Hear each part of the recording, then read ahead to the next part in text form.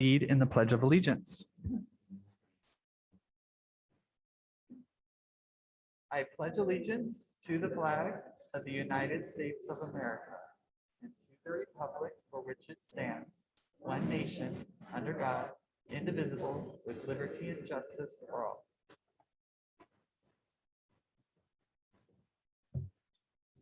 I will now introduce our board of directors. We have Jonathan Henderson. Sorry, I lost my spot. Mike Rowley, Meg Ledlam, Tasha Woods. I'm Jason White. We are also joined by Superintendent Ginger Haberer. Also with us tonight, we have our Executive Director of Student Services, Kelly Kronbauer, and our Executive Director of Finance and Operations, Kim Schneider. All right, board, first action item is the consent agenda. We had the opportunity to review these items individually and as a board during our study session to seek clarification from district admin prior to the meeting. I will entertain a motion. I move that we accept the consent agenda. I second. All right, and for the record, Tasha has moved that we approve the consent agenda and Meg has seconded. Board, any discussion? Then I will call the vote. All those in favor? Aye. Aye. Any opposed? All right, consent agenda is approved.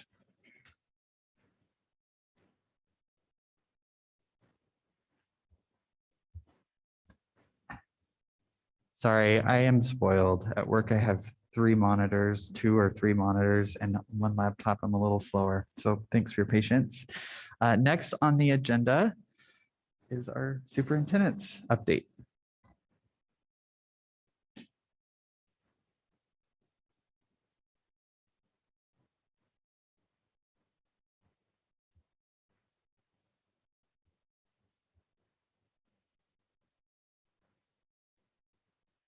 And again, as we get the presentation up. And the screen is shared, Leslie, correct? Okay, perfect. All right, board. Well, this is the March 9th superintendent update. And first, we want acknowledgements, and it's about our outgoing Dr. Meg Ludlam. Meg just wanted to take some time out, ask everybody just to share the many things we celebrate about you and that we appreciate about you. And I started thinking there are so many things that I had to distill it down. I know you've been a wonderful guide for me the past 4 years, and just appreciate you and your wisdom and learning from your expertise. And I was thinking about the bond project, and when I came on, passing the bond and going to all those different community meetings, and every time I needed a volunteer to help me with that, you're right there next to me, and I just really appreciate that. And you really contributed a lot on the design team, and we were trying to reimagine what the new schools would be like, and the experiences that we wanted for students. And you just were there at every meeting, giving your input and really helping to guide us through that. So I thank you for session. Just I know I think the rest of the board is, and your work around policy. And so thank you for painstakingly going through all of that. I know just even recently with Leslie, making sure that we're finishing up those last finishing touches, because truly then our policy book will be where it needs to be. And it's really a thank you to you, Meg, because you just were steadfast in that whole process. And I know I personally very much appreciate that. And again, anytime I needed a volunteer, there's Meg. You were at so many different community events and school events, and we did scholarship celebration that we did. When there was opportunity for board members to be on book clubs, you're one of the first people to volunteer and be a part of that. So I'm just going to really miss you, Meg, and just really appreciate all of your service as a board member. So Jason, you want to go down the line? So Meg, I can remember the first board meeting, and I really do appreciate you so much. I think you are the board member that has been on this board for a very long time and over multiple positions. And I was thinking about the building that we're in, right? Like who was on board that made sure that these things happened and things moved forward. And that is largely with what you've done. Again, I think Ginger, again, for the level of policy that we got through, years of reviewing policy, and it was all in your direction to help us get there. So again, I can't thank you enough. Also, legislative, right? Think of all of the legislative representation and all of the feedback and input that you've done for that. It's been remarkable for that as well. So I have really appreciated your input.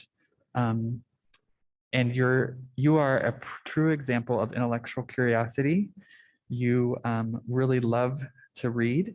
You really love to look into the books and make sure that we're looking at best practices and how to move forward. So I've always really appreciated that about you, Meg. So it's gonna be hard to not have you on this team. So thank you for all the years and work that you've given the district. Yeah, this is gonna be hard because everyone's gone before me too. So they've all said, so you're gonna have to hear it a couple times.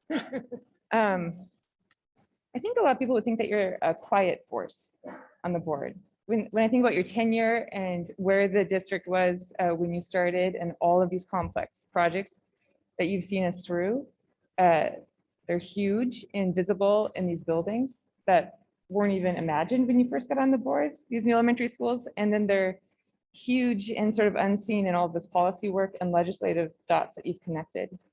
And you've helped every single board member that came on after you understand that. And you were able to consistently and patiently answer the questions. They may have all been from me of saying, but which policy are we looking at? Why is that here?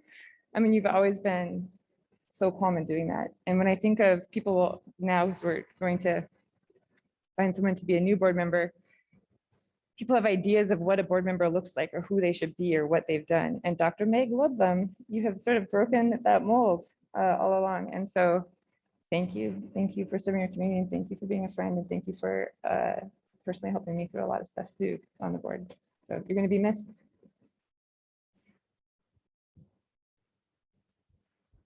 As the newest board member and probably the shortest amount of time spent with you, I've just enjoyed the little chats that we get to have. I first went to that WASDA conference with you guys prior to getting on the board, but getting to kind of learn everything. You're going to leave a large void here, I feel. Listening to what everybody has said that you've done over the years, and you know, it's definitely appreciative, and I wish you the best of luck and in your new adventure, and it's just been a pleasure to get to know you in a short time. So thank you. Ditto to what all they said. And I just want to say it's been, as a new board member, it's been great having you here to learn from, especially all the legislative and policy. And just thank you for taking the time to listen and help guide new board members. And also thanks for reviewing all the old policy. So we don't have to. But enjoy relaxing. You deserve it. Do I get to respond? Yes, you sure may. This is being recorded, right? I mean, Donna Grassel said some really nice things at the last meeting, and I haven't seen the recording come up yet. I can't take it all in right now, or then, but it has really been an honor and a pleasure to serve on the Ellensburg School Board. I've grown longer in tooth and hair since the picture that's on the agenda. That's true. And, as a retired person, I did have more time to do all that volunteering, but besides leaving an updated policy manual, the thing I'm proudest of is having been able to be a part of planning and financing the renovation of 2 schools and the building of 2 other schools. And it's just really wonderful to have had the opportunity to help with that. And I wish the board and the district and the schools all the best in the future, and I'll be watching. Awesome. Well, thank you again, Meg. you're definitely going to be missed.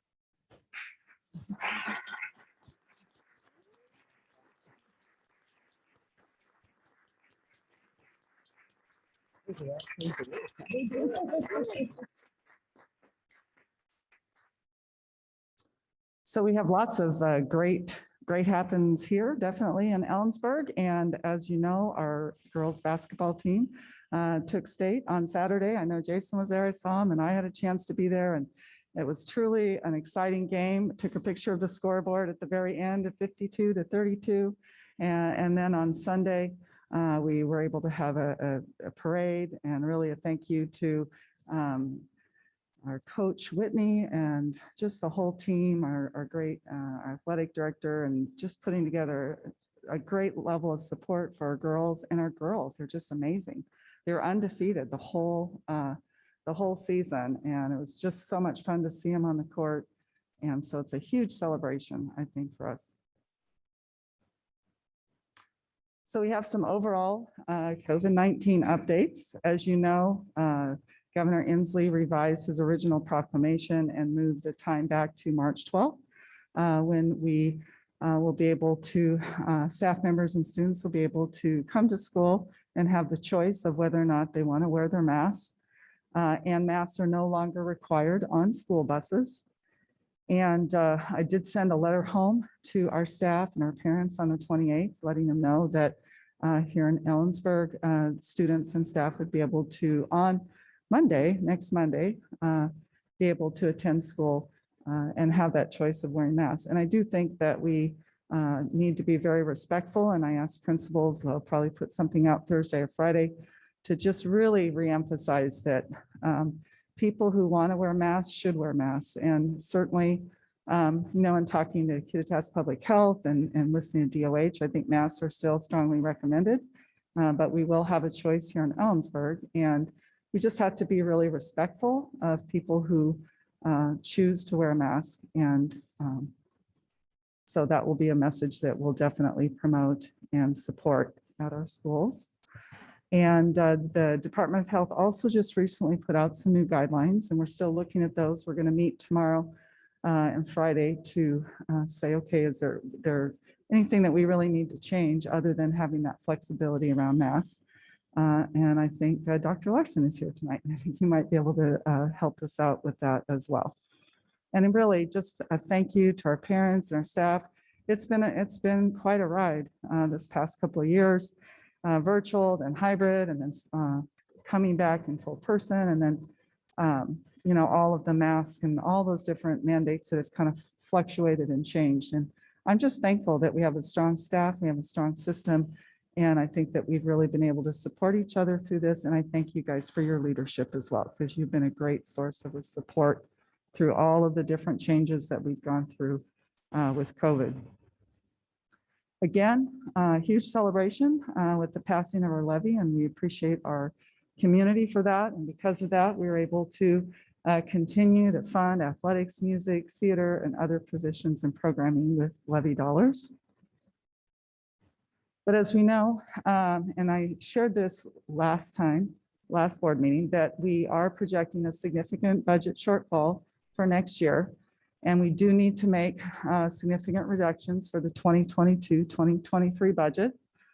There are legislative decisions that will be made tomorrow, March 10th, that will determine the level of reductions that will need to be made. And some of those real significant bills are House Bill 1590, Senate Bill 1590, and House Bill 1664, which is the prototypical model. And I'm hoping that we'll get some significant funding for counselors and nurses and social workers. And there's a whole group of staff that I'm hoping that we will get some significant funding for, which then will affect the amount of reduction that we will need to make. And we also acknowledge that if the levies had not passed, then the projected shortfall would likely exceed $3 million. So we're just very thankful that the levy passed. As you know, about 80% of Ellensburg's budget is in human resources. And that makes budget reductions very painful and very difficult.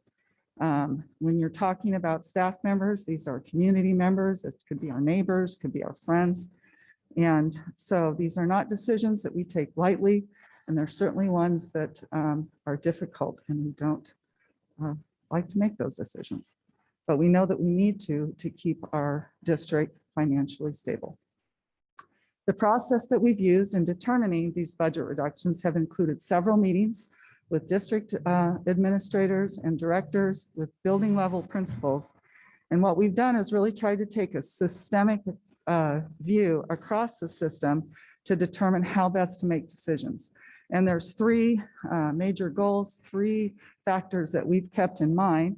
One is to reduce positions as much as possible in ways where shifts in the positions can happen, where staff are moved into open positions and no one permanently loses a job. And that's what the decision that we made with our 2 secondary librarians. Number 2, that we want to look at equitable reductions across all departments and schools. The only 2 departments in particular that we weren't looking at were transportation, nutrition services, because they have a different funding mechanism.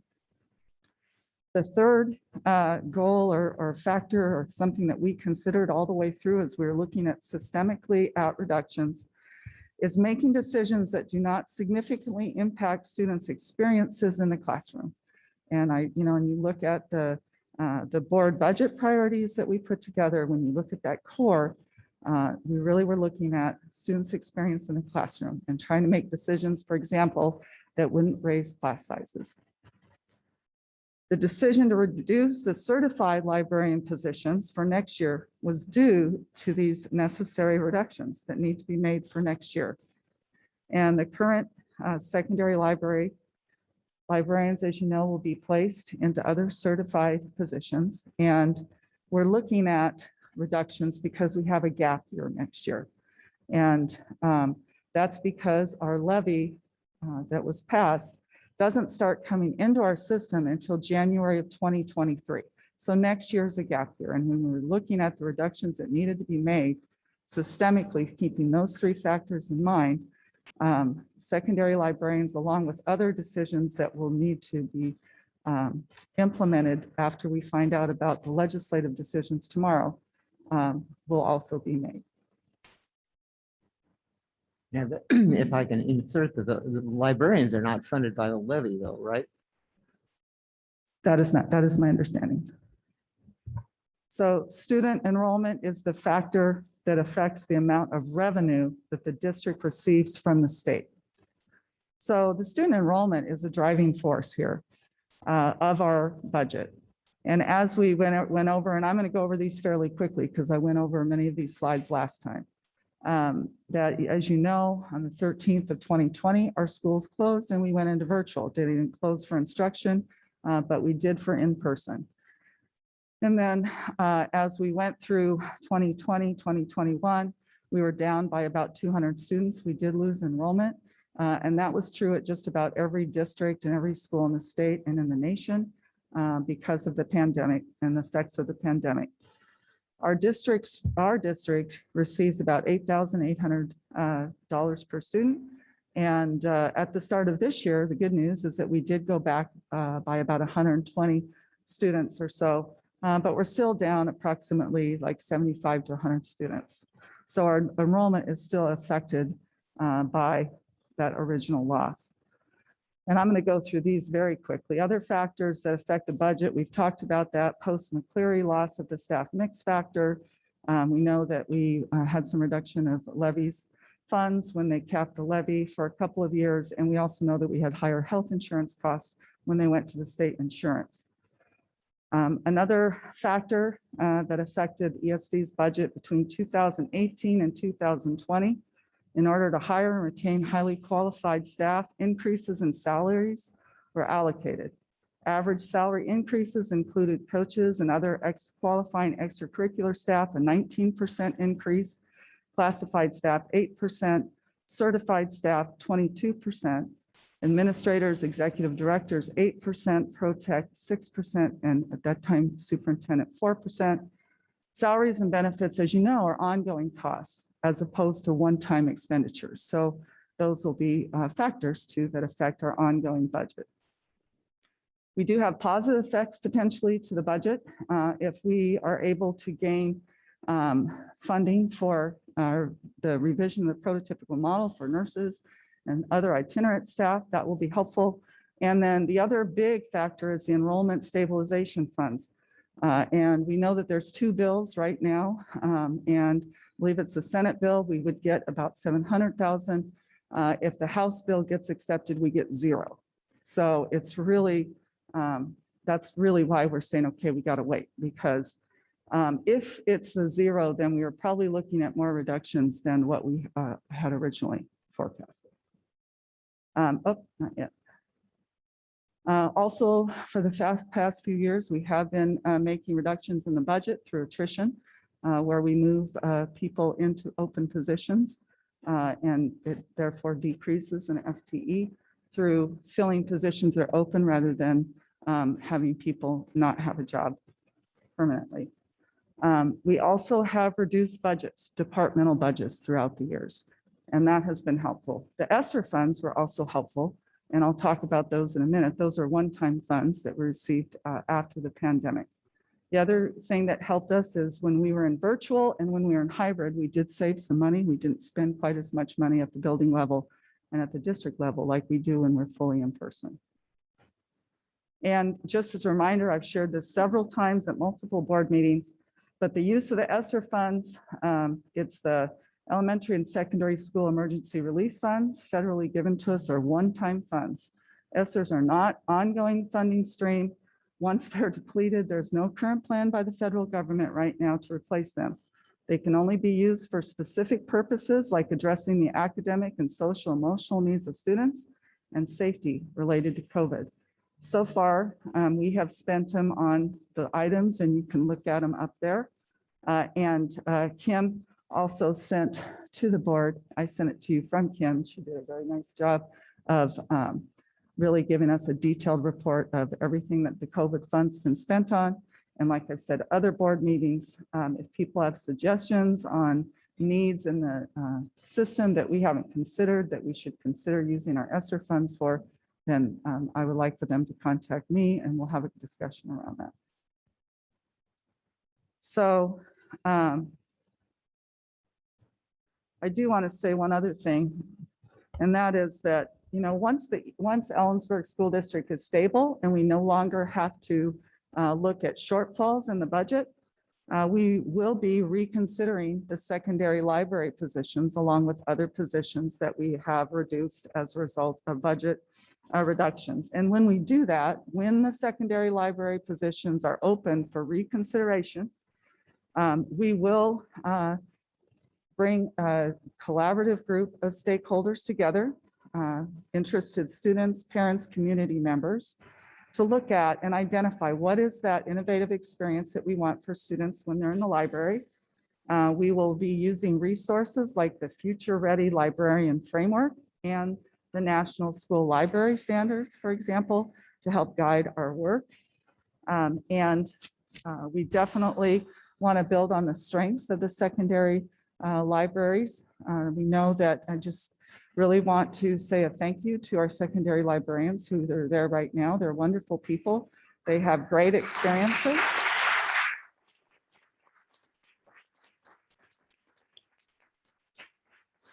They truly are. And I think that we know that the positions, the certified positions that they move into for next year during this gap year, I know that our students are going to continue to benefit from their expertise, and I'm thankful for that. And so, you know, we really look forward to having that opportunity to reconsider those positions. And really what needs to happen for us to become more fiscally stable is to increase our enrollment. So library programming is important to us, and we're excited that we are collaborating together with principals. Principals have been reaching out to staff, different staff members to talk about what is the library experience that we want for our elementary schools for next year. So one of the unintended outcomes of the many years of overcrowding, which is why we built IDA, this amazing school that we're in today, is that of additional specialist opportunities for students. Like most of us, students typically had PE, music, and library opportunities, but art, technology, and additional science were available on a more limited basis. Not every school was able to offer the very same specialist opportunities and they had to add the extra opportunities because they had more students that were put in there when we opened up the portables in particular. At each of the schools added class sections, additional specialists were also added to accommodate the need for classroom teachers planning. Art, STEM, and technology and other areas were added in a regular rotation for all students depending on which school they attended. Now with 4 beautiful schools and enough space to have 3 sections or less in each, students will have a consistent offering of specialist opportunities, which is really the intent, that every school would be able to offer the same type of specialist opportunities. So rather than return to our previous schedule of PE, music, and library, we're excited to maintain the expanded specialist offerings of STEM, literacy, art, and more for all students. Ellensburg Elementary School students will receive very similar content, therefore, as we revise and look at what do we want for a library specialist at every elementary. Ideas related to the new library specialist type position, that's what we're calling it right now as we collaborate with folks and get people's ideas around this, again, have been discussed with our current elementary librarians, and principals have received some thoughtful and positive feedback about this possibility. So we're excited about this possibility, and we're using several different resources to align this new library specialist position. And I'm just going to quickly show you some of these resources that we're using. Future Ready Librarians. This was put out by ISTE, which is national, I think it's an international educational technology, and they've worked very closely with the National Library Standards. And what I want to show you is if for Future Ready Librarians, there is definitely an emphasis on looking at digital material. So if you look at Build's instructional partnerships, you'll go down, it'll say critical thinking, information literacy, digital citizenship, creativity, innovation, and active use of technology.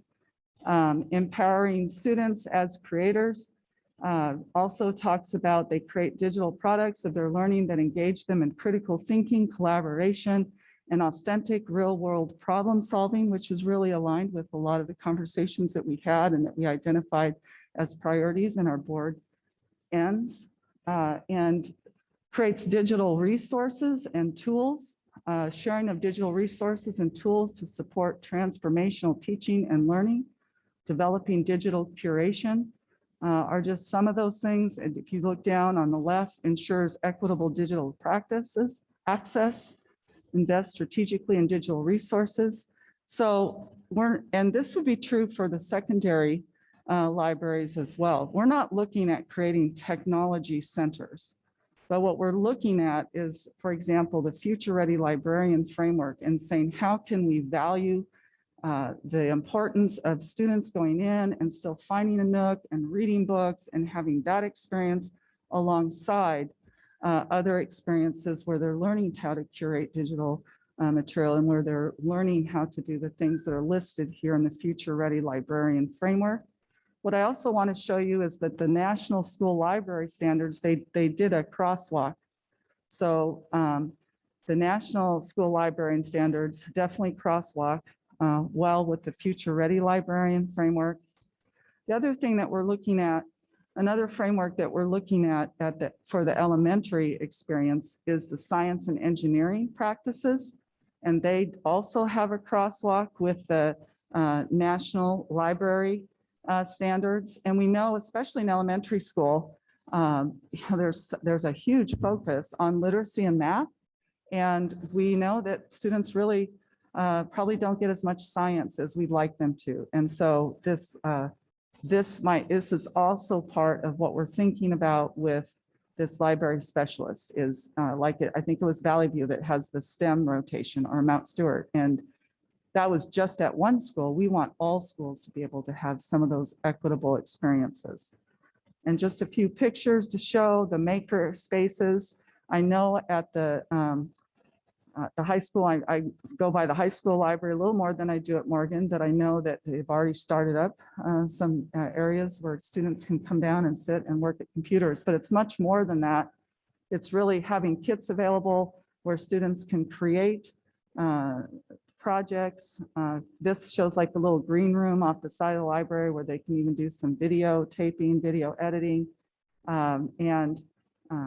You know, also like an area with 3D printers. So if I'm out reading a book about something and I want to create like a 3D visualization of it, I can go to the 3D printer right there in the library and create it. So it's really pulling in, matching up creativity along with literacy and having that be a real space of innovation. And certainly a place where students can collaborate across different grade levels. And I know we already have those nice collaborative spaces in our elementary schools, but this would just provide another way for students to collaborate with each other. And I know they already do some of that in our libraries, but it's really just expanding that role so that we can have a more equitable experience for our students across all the schools by looking at integrating these, especially the Future Ready Librarian Framework and looking at the national science standards as we design this new position at the elementaries. So we're definitely using several resources and the best way that we can to keep creating research-based experiences for our students and so that they have fun and they can be creative. And that's the end of my report.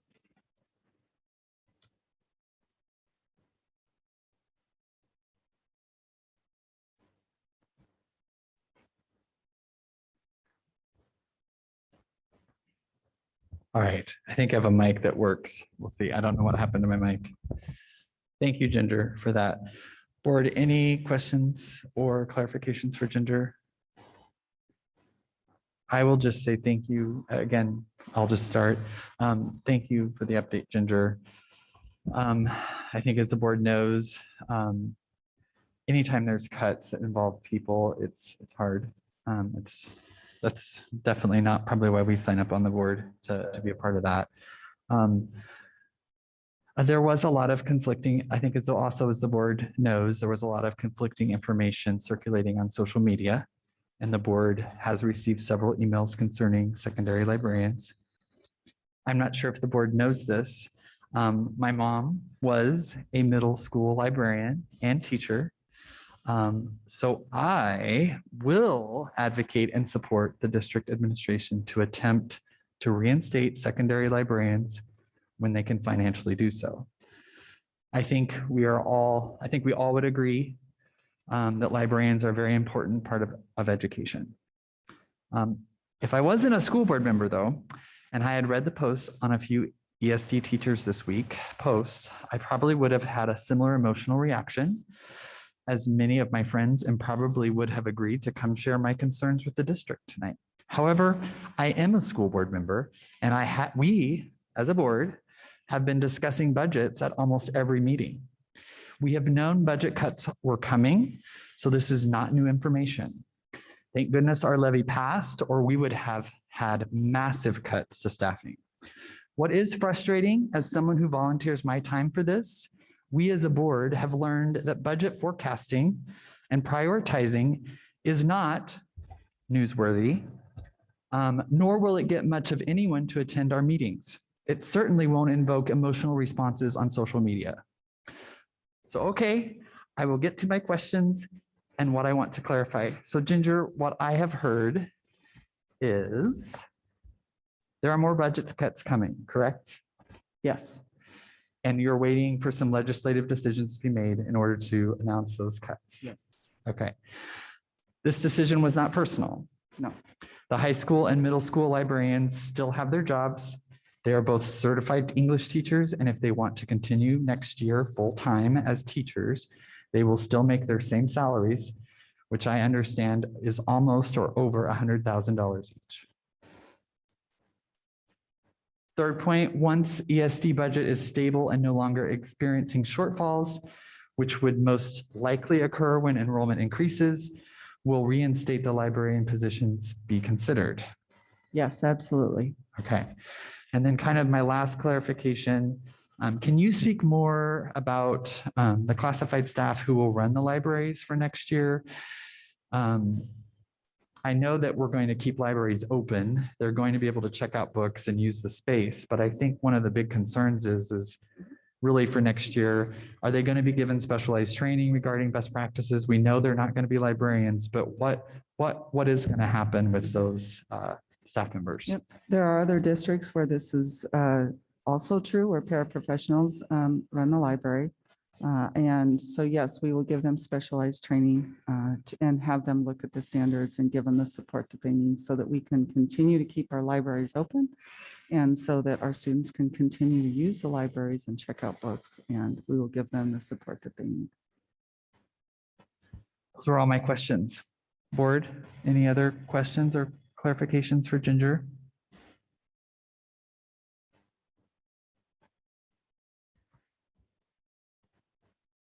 I appreciate what you've shared tonight, and I appreciate the process that you've shared at every single board meeting with budget. And also Kim and Kelly, thank you, because you've been very calm in explaining this too. And we have been watching this, and we have been knowing that we would have a budget shortfall since McCleary. And partially because of COVID, it didn't happen last year, which we were all extremely thankful for. So thank you for what you did to keep our ESD stable during that time. Unfortunately, now is when we do have to deal with the inevitable, and dealing with the inevitable is always difficult. But there is a process. So I thank you for sharing that process. And I am thankful to hear, once again, reiterated the 3 things that were considered in that process. And always to be mindful as where we have future difficult decisions to come up, because like everything coming out of COVID, it's evolving. There is not anything that we can do to return to normal, certainly with education, and we need to evolve the experience for our children. We need to evolve the opportunity for our children, because the world is just not the same anymore. But it's difficult always, and it's been made more difficult coming out of COVID and more difficult going into budget difficulties. But extremely thankful to our community, because it is a bridge year. This is a gap year. And I guess some people sit up all night to see who's nominated for an Oscar. I think we'll be sitting up all night to see what happens at the legislature tomorrow, which bill gets done, because we've been tracking them for weeks now. Well, you do the most tracking. So I'll see if you're still on task tomorrow, Meg. So thank you for sharing that. And this is a difficult process, and acknowledging that, but also thank you for all 3 administrators who are here tonight, but all of our administrators for keeping an eye on keeping our people employed and keeping them here, because that has been very difficult. And so thank you for that. Just to clarify, the salary number you mentioned is salary plus benefits, right? Are you saying the salary I mentioned? No, if you add benefits. No, if you add benefits, you're looking at almost, I don't have the exact numbers, but you're looking at another 30,000 or 40,000 added to that.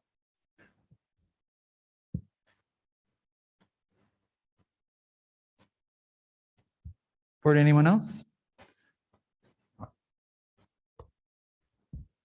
So next on the agenda,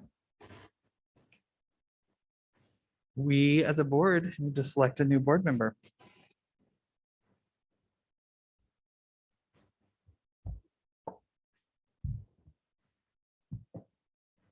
Do we just start nominating, or do you?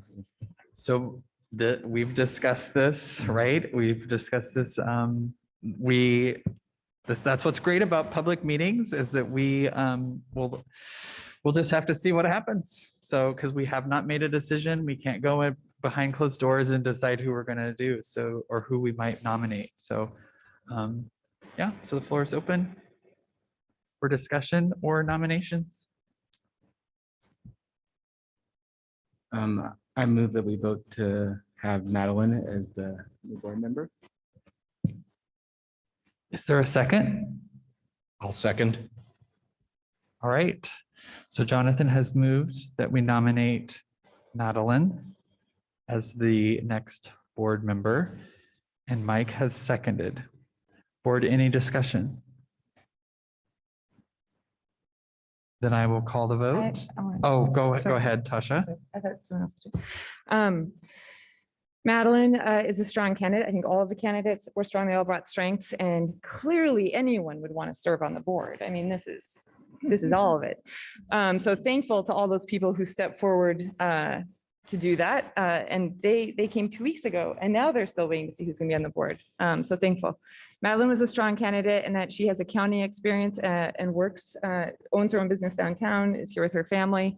She also has small children who I believe she shared attend Ida Nason or Lincoln. And so I think that she is a strong candidate. I'm especially excited about her knowledge of accounting, because we are moving into difficulty with our budget. And so having someone here that can also answer questions and help us with that. So Kim is not always answering questions for me, and Kelly's not like, yes, Tasha, we'll go over that again. It would be great to have that perspective on the board. Board, any other discussion or comments? I think I'd just like to add on, I think we said this in study session, I really believe all 4 candidates that we interviewed, I'd be happy for any of them to join us, but we do have to make a decision. And so, so thank you for the nominations. One last call, any other discussion? Then I'm going to call the vote. Because of this vote, I am going to do a roll call vote. So I'll start with Jonathan. Aye. Mike. Aye. Tasha. Aye. I also vote aye. So we have unanimously agreed. Madeline will be joining us as our next school board member. So I will leave that to Ginger to make contact with all the candidates just to make sure they're aware of that decision. Okay, wonderful. All right.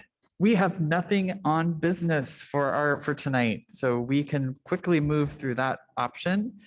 We only have one item under policy, and Meg, you want to, or? Okay.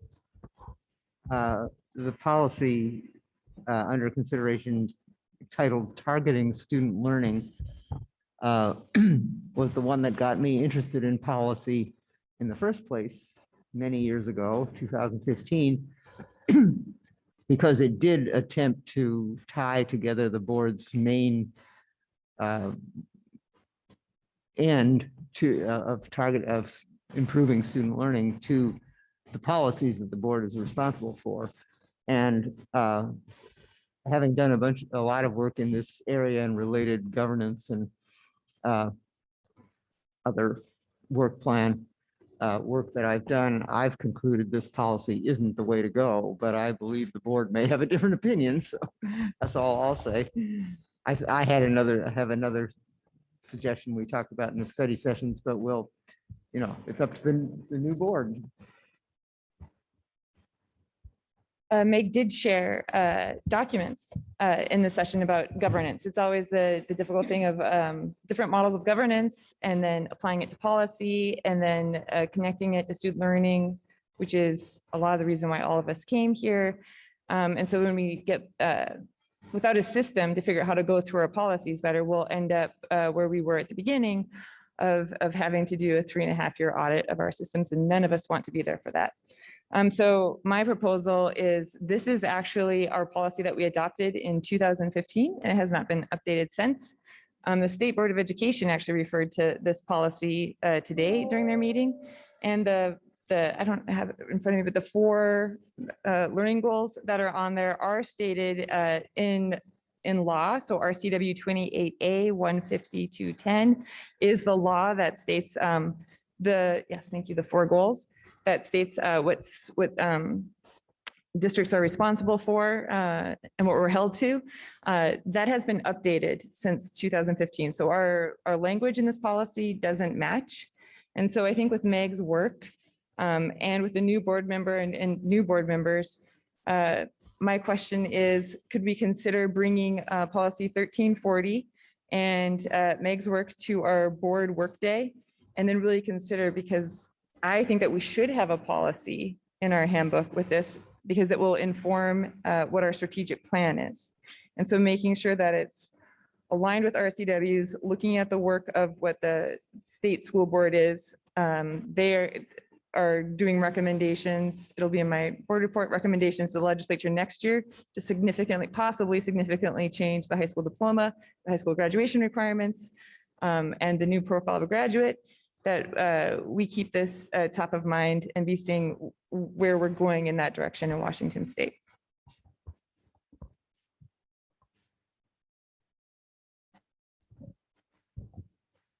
Thank you, Tasha, and thank you, Meg. Board, any comments or thoughts? This policy is just updating, right? It's, It's not for action. Right, and I no, think. no, but I mean, for the discussion that we'll have at the retreat is Mhm. to fine tune it for our district, or Yeah, or I'll let Tasha.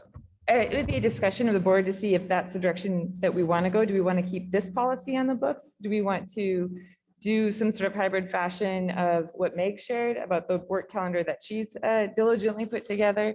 The board, which will be new, discuss what they would like to do moving forward. So it could be a revision. We don't normally take action at board work days, but it would be just up for discussion. Which direction are we heading into? And what does that policy look like? I really appreciate this, and I think this is a great topic for discussion and not an action item. I think we should go with Meg's recommendations, and what Tasha's saying is really kind of dig deeper into this to kind of see. And again, having a new board member, I think will bring another perspective to it. So I think it's a good place for us to start. Clearly, targeting student learning, if that's not one of the most important things, I don't know what is. So, yeah. Okay. Board, anything else? Anything further on this policy? So, Ginger, I guess if we have any clarifications, we can do that afterwards, just to make sure. All right. So I'm going back to the agenda. All right. So that leads us to board reports. I don't think any of our student reps are here tonight. So next would be the teaching and learning. Tasha, do you have a report? I do, and I sent a document, and I think that is linked, so you guys can bring that up if you want to. Oh, it's not linked. And Leslie, are you able to bring it up by any chance? Leslie can bring it up, and then she can send it to you, because it is hyperlinked. So it's in the same tradition of my board reports of documenting what the State Board of Education is doing, and so there are hyperlinked. There are links in here, and there are also images. So as she's bringing up, the State Board of Education is meeting today and tomorrow. Today, I was trying to get as much information as I could because they haven't posted their recording yet. So it was just pulling out of their PowerPoints, and then people were sharing on Twitter. So I would try to see how it was going to their agenda. And they are waiting, the same as us, on legislative finishing tomorrow. So they will have a report from their legislative and from Chris Reichdahl at OSPI to kind of give a better idea of where school districts, the 294 school districts, are going to fall in budgets and requirements next year. So the first thing that was on their agenda was looking at last year's graduation rate, the 2021 graduation rate. And what they saw across the state is approximately a 0.4% lower graduation rate versus other years. And what the State Board of Education noticed is that we still have a long way of going of supporting our disenfranchised youth. And so they're continuing to look at strategies to support them. Next was an overview of school district offerings of state mandated and recommended subjects and activities. One thing the State Board of Education has shared is that there's a diverse opportunity in Washington State, different levels of implementation of the high school and beyond plan, different classes that kids are being offered, and the legislative has asked State Board of Education to do a recommendation that's a more equitable education experience for all students in Washington State. So here is their audit of all the courses that are being offered in all 294 districts. And so you can see that some do already currently have an ethnic studies curriculum, approximately 150, or no, it's 156 districts do. Ethnic studies is a possible required high school graduation that will be added. You can see that some districts have adopted the in time memorial curriculum. And so they're going through this very diligently and looking at, and they're going to make recommendations to the legislature based on this data. They also did a review of the bell schedules in Washington state. And you can see that 41% of districts report a 6-period day, 33% of districts report a 7-period day. The Board of Education put out they requested information on how can they measure students' achievement in a 6-period day versus a 7-period day. And they want that report in 6 months. They also had a current high school graduation requirements.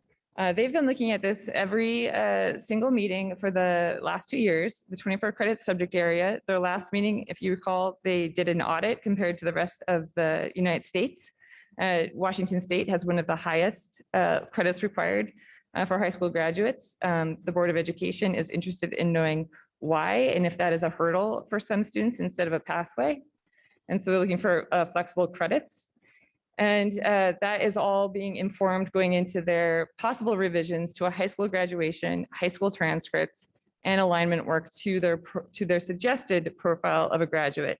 Profile of a graduate has not been adopted yet, but the legislature has requested it to have been made, and that they need to have a final recommendation to the legislature in December 2022 over what the Washington State profile of a graduate might look like.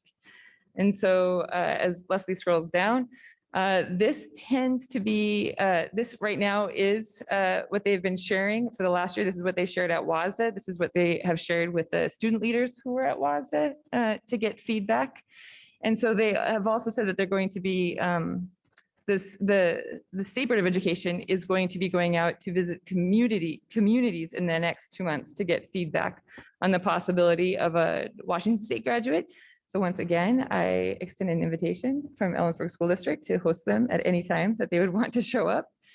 And what they did here that was different is the gaps between profile of a graduate and the current graduation requirements. And so financial literacy, they wanted to know the districts that were offering financial literacy, how are they doing it?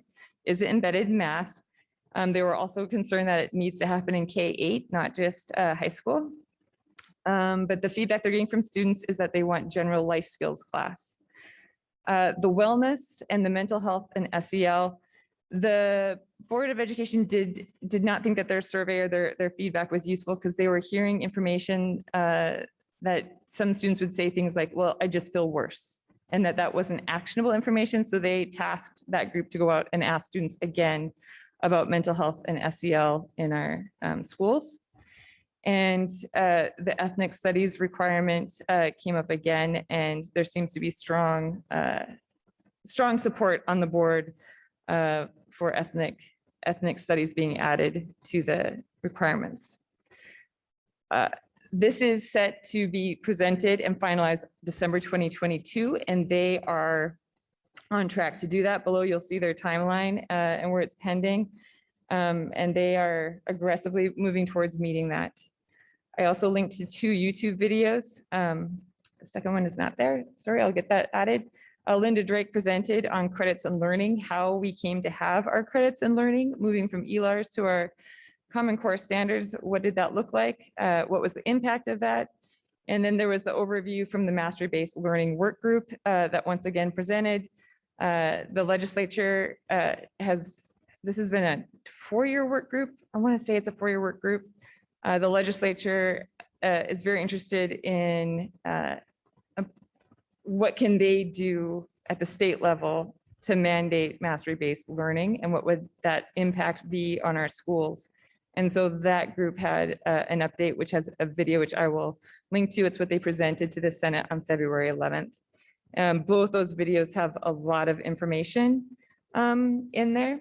And this is all contingent on that Senate Bill 5249.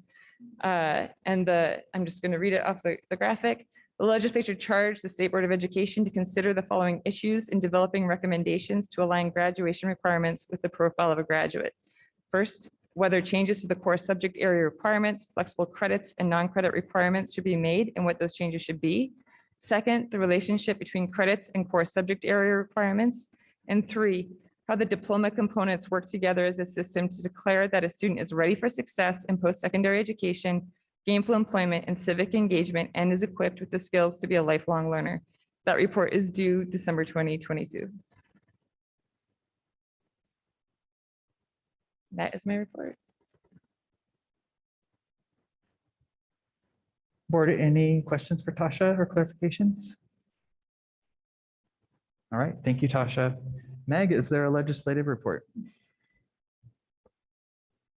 Well, not much of one because it's already been remarked. The legislature finishes its work tomorrow, and in this last week of pulling everything together and reconciling everything and negotiating budget amounts and everything, it's all very opaque and we don't really know what's going to happen. So stay tuned. Of course, the key things we're watching, as has already been mentioned, is the bills relating to enrollment and levy and local effort assistance funding and social emotional learning staffing, and what they're going to put in the budget for those. So stay tuned, but not from me tonight. I'm sorry.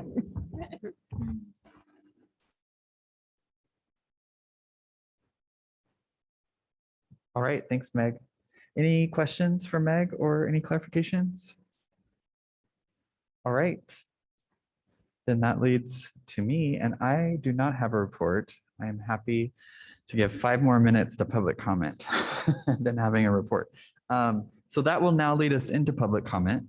Let me get to my script. Thank you, Leslie, for getting us set up for public comment. We do have quite a few people here tonight, as well as on Zoom.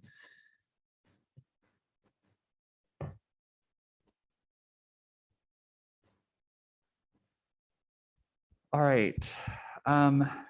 So board, tonight, I think we will allow up to an hour, and I'm going to do an hour and 5 minutes of public comment this evening.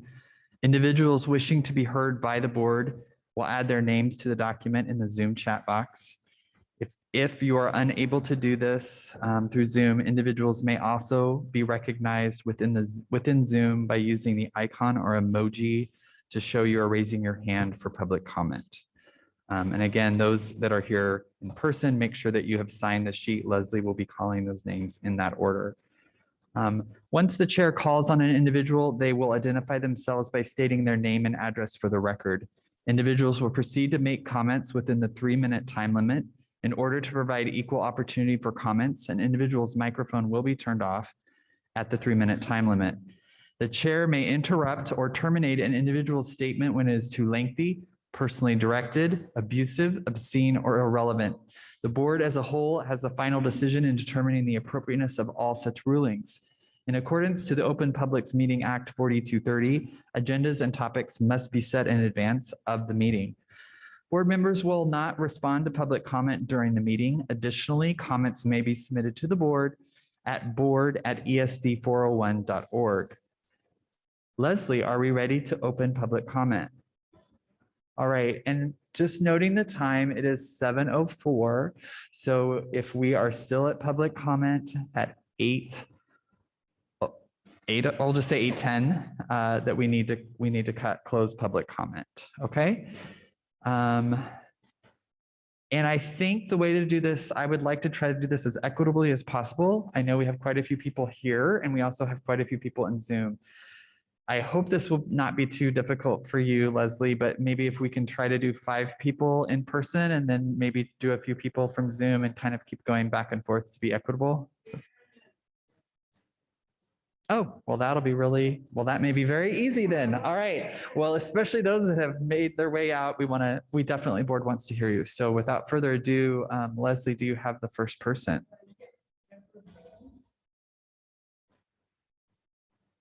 And again, the timer is up on the screen for those who are speaking, so you can watch your time. Thank you. My name is Deborah Rowden, 921 Kittitas Highway. I'm a retired Ellensburg High School English teacher. I taught for 37 years, came out of retirement and taught for another 6 months.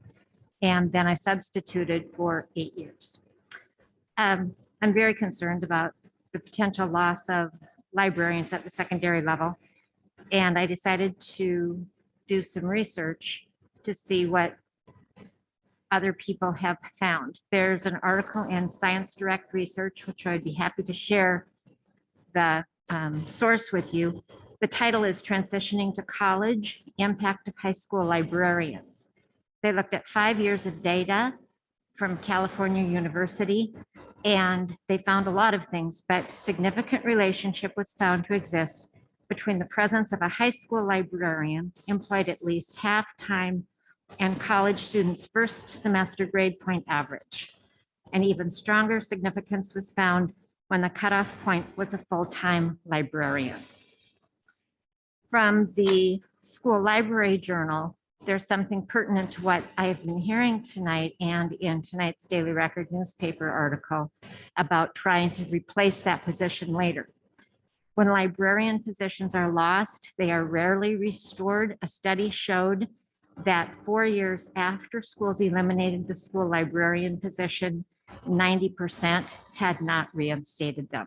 So we would have a 1 in 10 chance statistically of getting that time back.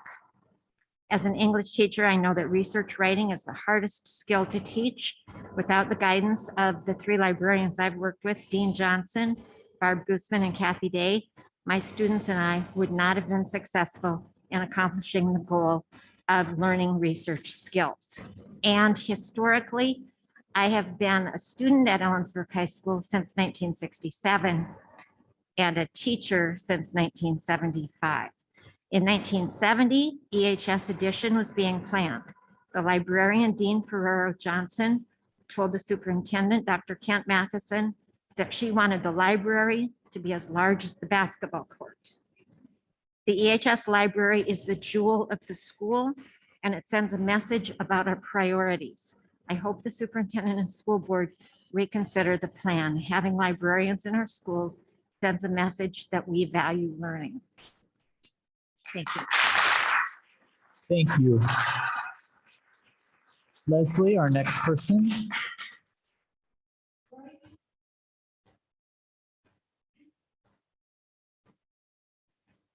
And Leslie, if you can raise your hand if we reach time, I want to focus on the speaker. Thank you.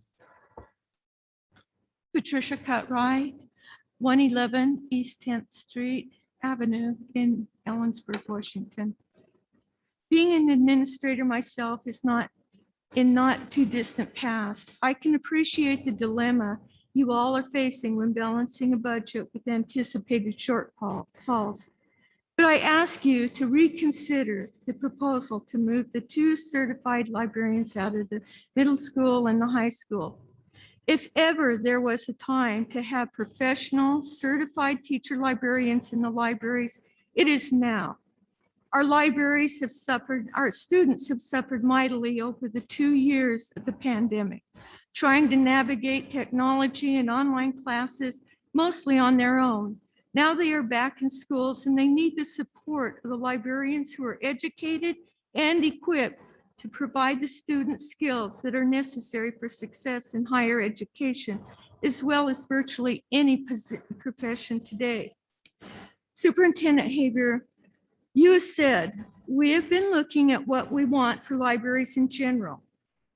What about libraries of the future? What would that look like? Would it include more technology? Not just kids sitting in front of computers, but, and I know our librarians do some of this now, but curating the digital material, helping students understand when something is true and when it's not, and all those different skills. I want to make clear, these certified librarians are doing this now. The librarians collaborate with their colleagues to integrate information technology into classroom curriculum and instruction. They provide information management instruction.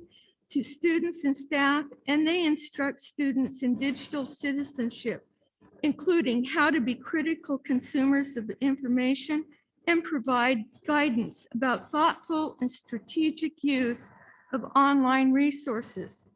So why disrupt this work by taking these positions out of the library, even if it's just for 1 year? This is a very clear link between school library programs. There is a very clear link between school programs staffed by certified school librarians and student academic achievement. Across the United States, research has shown that students in schools with good school libraries led by certified teacher librarians learn more. They get better grades, they score higher on standardized tests than their peers in schools without good school library programs, and are far more likely to graduate. Data from a recent study of 1,486 schools throughout Washington state shows facilities. Thank you, Patricia. Sorry, that's 3 minutes. Fine. Yep, Thank thank you. you.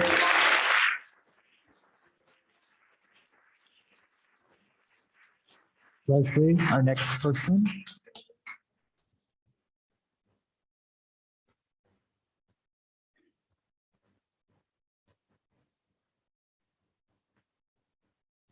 Hello. My name is Maureen Rust. I'm at 808 East Washington Avenue here in Ellensburg, EHS class of 1976. I am a certified school library media specialist with 10 years of experience managing a combined middle high school library. My comments tonight are given in my capacity as a professional teacher librarian, Ellensburg resident, and parent. I asked the Board of Education to reconsider the decision to cut the secondary school teacher librarian positions. There is an abundance of documented research available correlating the existence of certified school librarians to student success. Certified school librarians are uniquely qualified to carry out the 5 roles of a school librarian: teacher, literacy and reading expert, information specialist, program administrator, and leader. Now more than ever, all of our students need the expertise and guidance of a certified librarian as they wind their way through a confusing abundance of online resources. This is where students learn how to successfully conduct research and synthesize it into the assigned product, and learn the importance of citing sources and to avoid committing plagiarism. The role of a certified school librarian is multifaceted, but I would argue one of their most valuable contributions to a school environment is maintaining a welcoming, safe space for all students. My correspondence questioning this decision has been met with figures and statistics regarding the school district budget. I am not knowledgeable about this data and cannot respond to that argument. Sarah Logan, teacher librarian and board member for the Washington Library Association, states in correspondence, quote, "The state legislature does designate funding intended for school library programs, both staffing and materials. While Washington is a local control state, meaning school boards do have discretion over how funding is used at the local level, the intent of the legislature is clearly to support strong school library technology programs with qualified teacher librarians." WLA School Library Division Chair Ryan Grant addresses the nature of the timing of this decision when he notes, quote, "Ellensburg just passed 2 levies in February. It is difficult for them to justify this cut when their voters just supported schools with 2 local levies."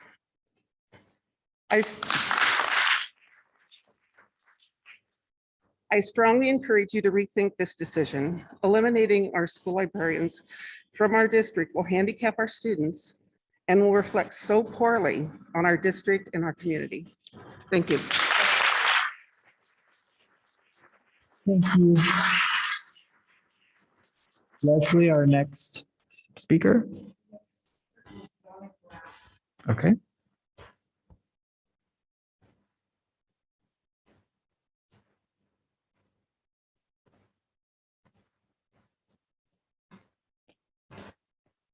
Good evening. My name is Donna Grassel. I am at 200 Cedar Cove Road, Ellensburg. am here tonight speaking on behalf of nearly 50 Morgan Middle School staff members who signed the following letter dated March 2nd. This was written prior to hearing of the plans for cutting the elementary positions, but I'm certain these individuals would feel similarly about those cuts. To the board and the superintendent, we are writing to you today from a state of disbelief after receiving news that the Ellensburg School District plans to cut the certificated library positions at Morgan Middle School. We firmly believe that it is essential for students to have access to the knowledge, services, and programs that a certificated librarian can offer them. The library is the great equalizer. It is a resource that can lead students to knowledge, insight, wisdom, and personal betterment. And it is essential that students have a certificated librarian available to help them equitably access that resource. According to the American Library Association, more than 60 education and library research studies have produced clear evidence that school library programs staffed by qualified school librarians have a positive impact on student academic achievement. Those studies are linked here. OSPI states school librarians have the potential to be at the core of school life, a space in which teachers and students connect information across platforms, mediums, and channels, physical and virtual. The role of a teacher librarian is critical as school libraries evolve and standards for information literacy make their way into K-12 curricula. Why is our district admin unwilling to acknowledge research studies and educational professionals that clearly state that certificated librarians are a critical part of our schools? We are especially disappointed to hear this news coming right on the heels of a levy that was passed by our community. Many of us are tax-paying community members, and we are incredibly disheartened to find that district leaders are not willing to prioritize this essential role at Morgan Middle School, because our community expects and deserves to have a certificated librarian in every building. The district has said that they value student learning and development, but that sentiment is not put into action when the first thing to be cut is a position that, shown by research, directly impacts student learning and achievement. The mission statement of the district is to provide a quality education that empowers and inspires all students to be creative, confident, contributing, and respectful citizens. A certificated librarian directly supports that mission. We ask the board and the superintendent to rethink this brash decision before the consequences of losing a critical component of our educational program can negatively impact our students and our community. Thank you for your time. Thank you.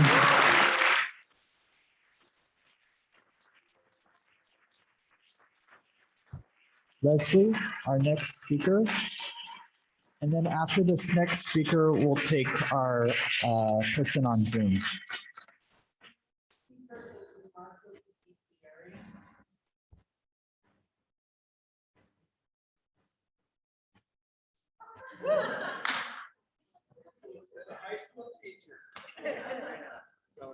First of all, thank you guys for the service you do, and I know it's thankless, and I'm not exactly going to thank you right now. So here it comes. You know, I think about the board ends with Marco, can you, sorry, you need to. Marco Bicchieri, 752 Robinson Canyon Road. Thank you. Thank you. I think about the board ends a lot. I think they're great ends. I incorporate them into my syllabus.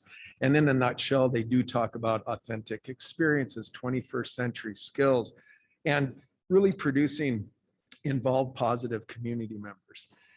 My feeling in the last couple of years that, and not in all cases, I've been involved in some decision-making and been asked for some input, and some I think has had positive effect. But the feeling amongst the 220 plus teachers who are really the core, they're expensive, but they're important. And I feel like we haven't really been included in a lot of things. We've been villainized for how much we make. When we started that CBA, we were I think the lowest paid teachers in the CWAC with the highest cost of living. We're still not, I think, past the middle of it. So, and I've been here since 92. That was the first significant raise we had, mostly covered by the state. So to have that continually thrown out that, you know, in the community and it feels like against us, it creates antagonism. I guess I feel like if we're going to have a positive community, we're going to make those type of kids, we have to have collective decision-making. We have to treat people like they're worth something. All the things that we're told to do as teachers while we're preparing these kids, but we're not treated like that as adult professionals, including this decision, which we're told tonight, well, next time we make it, we'll include you and kids and parents. I wasn't included in this one. I mean, we're trying to get included on the back end, but that didn't seem to happen. What we get are things like a lot of committees and book clubs that feel more like rubber stamps. We get, district agendas drive them. We don't see the change. We have a central office that maybe because of COVID, but still kind of feels like a fortress now. In my past, you could walk in there and talk to people. We had individual board emails. Now it just says board. I sent something as innocuous as asking people to show up at Knowledge Bowl regionals, read if they wanted or come by just to see. I got no response through that board email. So that's not even a hot topic like we're talking about today. That's just patting kids on the back. That's easy daily record stuff. It's discouraging. And I think, we already had it read, but if you read this newspaper tonight, we have area for common ground. It was already quoted what Kathy said librarians can do. And then Ginger follows it up with describing that's what we need people to do. We already have those people. And if we were included in that decision-making, maybe we could look at other cuts. We realize we're expensive and it's not a time to get into budget, but there are a lot of other budgetary decisions. Thank you, Marco. That's 3 minutes.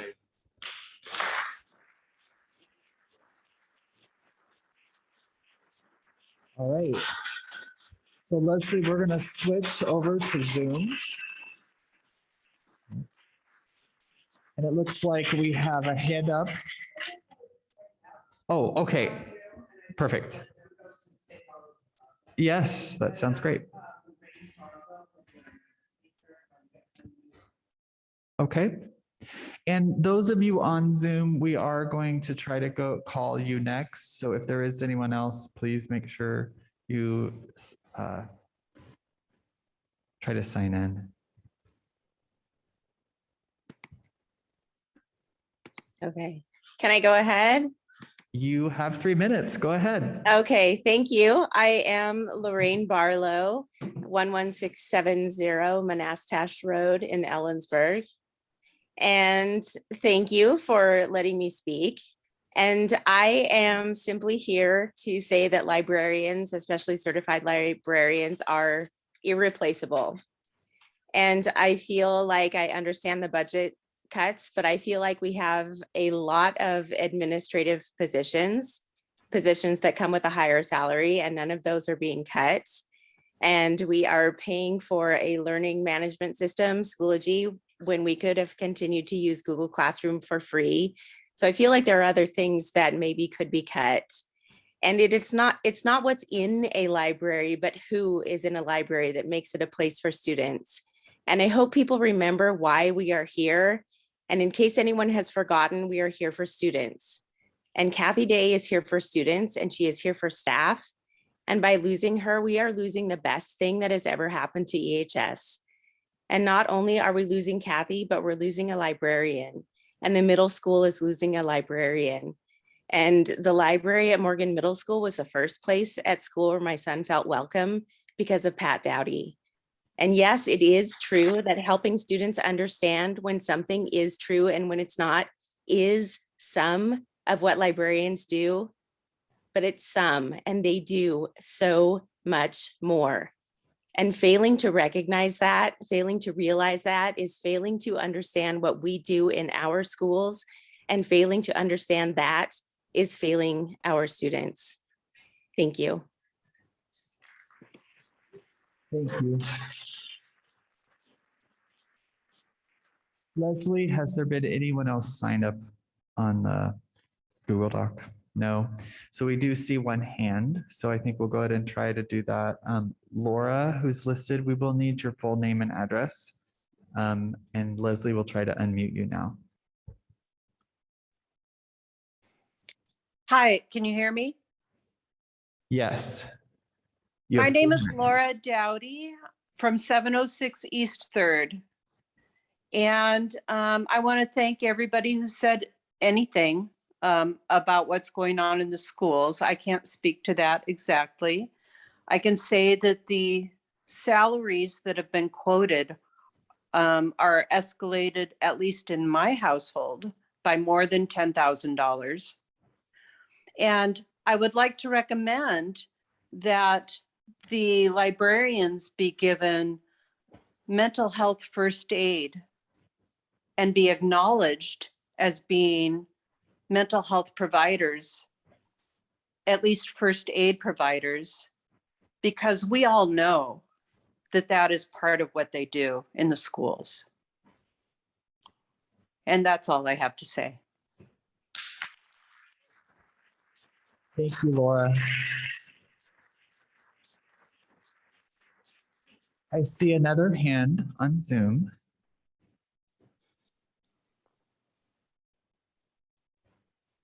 And so, yep, as soon as you're unmuted.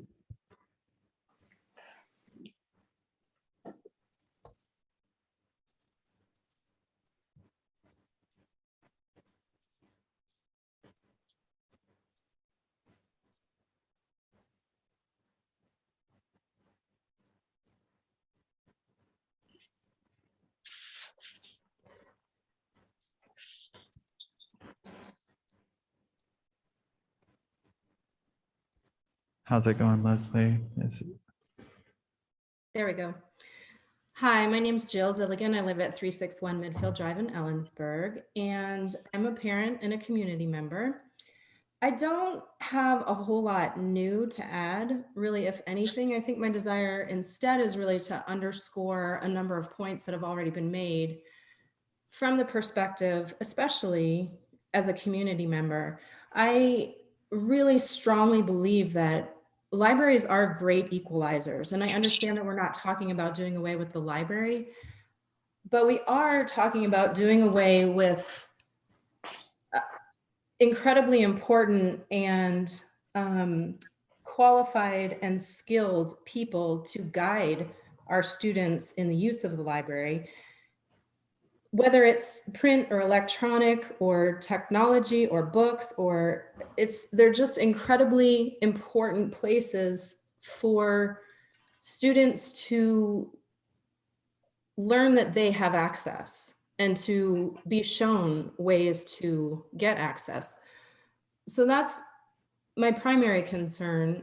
An additional concern is the process by which this seems to have been decided is, again, as a community member and as a parent, deeply concerning to me to make a decision like this without any, as I understand it, certainly from my experience in this, input from the community or from the various stakeholders is really concerning, because this has impacts throughout our entire community, not just today's students, but the students who are up and coming. So I really am hopeful that you will consider some of the very important data that's been put forth this evening and recognize the great number of voices that are speaking up now, that there is an opportunity, hopefully not too late, to register deep concern about cutting these positions and the detrimental impacts that it will have on our students and on our community. Thank you. Thank you. Leslie, can you make sure anyone who's spoken in Zoom that they're then muted after that, just to be sure? It looks like we have one more hand, so we'll take that one last person on Zoom and then we're going to switch back to in person. It looks like Nadia. Hello, can you hear me? Yes, and I Yeah. know Leslie is trying to mute. So Laura, if you're still on, if you can also mute, that would be helpful, just to make sure we have no background noise. All right. So it's McClure Tosh, 1021 East Greenfield Avenue. So first of all, I just want to thank the board for all the work that you guys have to do, because I know this is a lot to work through. And I guess maybe specifically to board member Jason White, you talked about sort of how difficult it can be to be working through these things and not have a lot of response until the very end. And I understand that fully in my sort of own lived experience working on Superfund cleanup sites, and you go for years and years and years, no one paying attention until it gets to the end. But when it does get to the end and a decision is made, or you're close to a decision, there often is a groundswell of sort of people's thoughts coming out. And it's important to listen to those. It's just because they came maybe not as early as would have been convenient for planning, it doesn't make them any less valid. The other thing I just wanted to mention is that I really appreciate all of the some of my former educators sort of speaking up tonight. A lot of folks that I haven't seen in a long time, but have fond memories from being in their classrooms and learning from them. But getting to the matter at hand, I think that Ellensburg School District has often provided the services to put out high achievers in whatever position people go on to life, whether it is higher education or more sort of service-oriented jobs or anything in between. And my own lived experience of having really I guess functional and the appropriately certified librarians when I was at Ellensburg High School and middle school, it did prepare me for when I went off to university and go on to do my master's in research. Is sort of already skills I learned back in middle school on just how to make a PowerPoint slide. I use those every day when I'm getting ready to present to tribal council about important issues. So this is not something new, as people have said, as far as what our librarians have already been doing for our students is sort of this, I think what I don't want to offend anyone, but I feel like a lot of these things are sort of buzzwords getting ready for digital. We've been digital for a long time, and we always are adapting to the new things that come, but you still need that solid basis of a sort of hub of your sort of information system and the ways they collaborate with other teachers. It's the last thing I would say is that Thank you. That's been 3 minutes. All right. Thank you.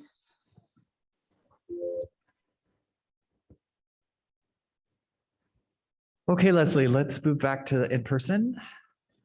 Who is next on our list?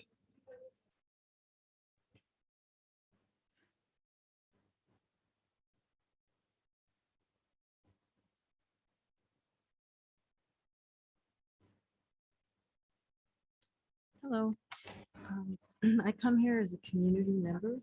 Sorry, can you say your full name and Oh, address first? Yeah, Elizabeth Miller, 5490 Robinson Canyon Road, Ellensburg. I come here as a community member because while I was driving my daughter home from the doctor over the mountains, I got word that we're cutting the librarians, and I was shocked because, and I was shocked, I was hurt, and I felt it was so offensive. These are professionals. And if you had moved here 40 years ago, the most important place to take your kids was the library. We even expanded our public library. It is that important. Children learn to engage. They learn to speak. Parents engaged. We had the best library. And then we got Josephine. My kids were at the library since they were little. My daughter knew Jan Bowen at Lincoln Elementary. And then we were fortunate enough to have Tony Hobbs, who taught kids how to hold a book, who had her little bag of tricks. And that's not something you get from a computer. And then when my daughter was older and bullied and full of despair, where did she go? To Mr. Dowdy. It was the safest place to go. You are looking at machines. You have forgotten the human side of what a library gives. It is rich, it is powerful, and it is personal. And I feel as though you have dismissed it. You've made it mechanical. You've made it automated, and you've made it with printers. They have places to go. If you have ever been to Tony's library, You would have entered a castle. Children learned about books. They learned about imagination, and you had one-on-one working with them. You had volunteered. Mr. Dowdy was awesome. My daughter struggled in this school. Thank God she had him. And thank God she had Mrs. Day. And you're throwing it away. Do you think these people are replaceable? Would you like to be replaced with an aide so you got less pay? And you're asking them to do this? They are professionals. And you say you're a professional? And so many people, I feel violated. We passed a levy. We passed a levy and you did this? That levy never would have passed. If we knew in this community that you would have cut them out, you never. It didn't pass with the big vote, by the way. And I have no idea where the McCleary thing comes in. I don't know, you guys, I look at my taxes and I'm blown away. The McCleary law was to reduce class sizes about 12 years ago. That never happened. You get that money. You can cut things maybe at the top, maybe some other. The librarians are the core. They are the cornerstone of our community. Thank you.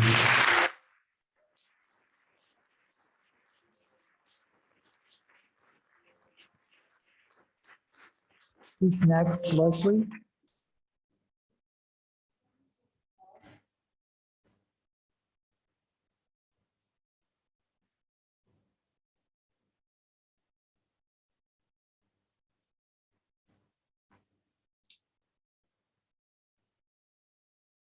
Hello, I'm Samuel Falk at 411 West 13th Avenue, Ellensburg. In a time, in a world where people are literally burning books, I recognize that I am too emotional. So if the board would allow me to yield my time, I would invite Maureen Rust back. Maureen?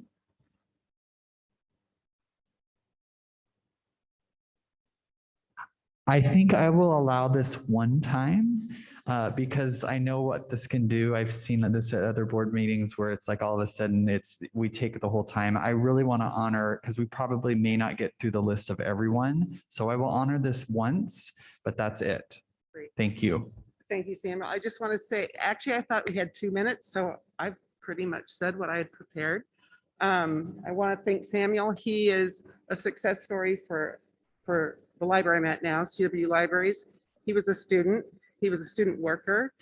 He got interested in working in libraries. He, I think, got his minor and then went on to graduate school, and he's now a certified librarian. So it's just a testimony to how great libraries are and the kind of home that it gives people, not only for the respite that they need for the one-on-one contact, but also potentially for their professional careers. So thank you very much. And that's all I have to say.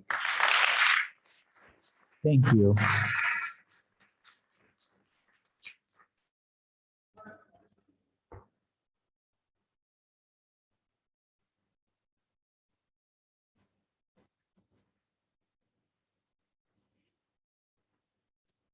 Good evening, board. Mark Larson, 815 East First.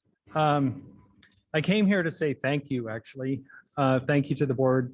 I didn't realize, Meg, this was your last day, so I want to thank you personally.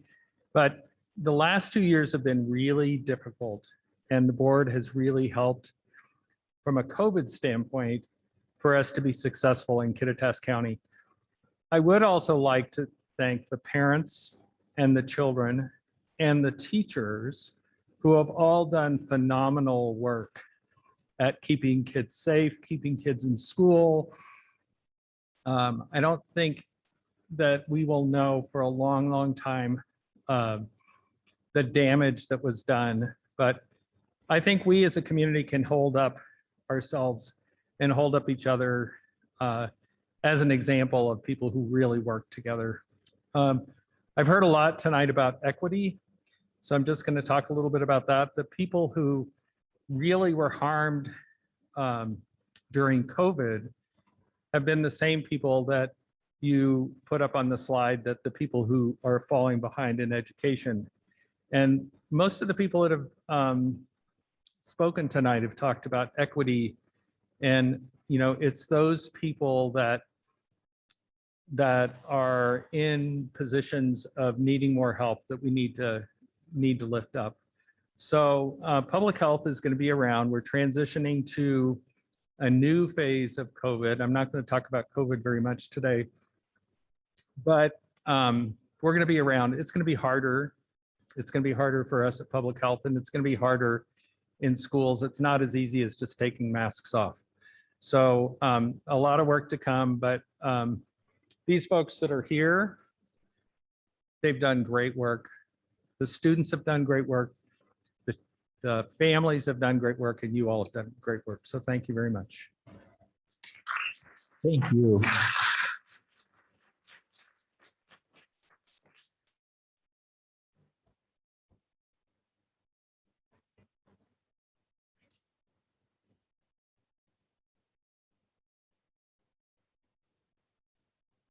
Hi, I'm Mackenzie Cohen. I live at 240 Game Farm Road in Ellensburg.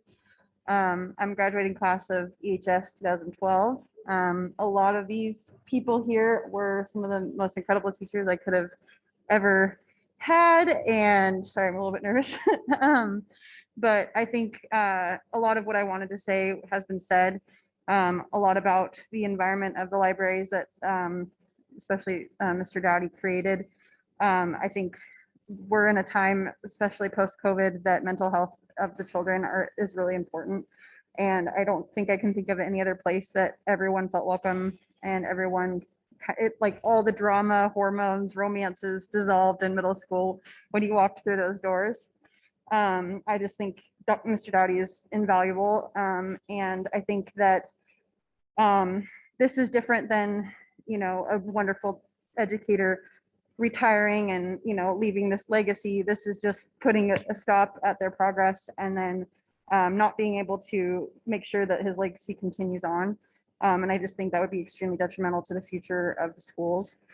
And then I just also want to say that to have these people that have been through so much take their very little time that they have outside of school to come in here and show a passionate response to keeping these individuals says so much. And I think that their voices are not often heard by adults. And they, just like the kids, have probably suffered with mental health and in relationships and in just their family life. And they have way more on their plate than they need, but they power through. They show up today to save something that I think will never, ever be replaced again. So I guess that's all I have to say. Thank you. Thank you.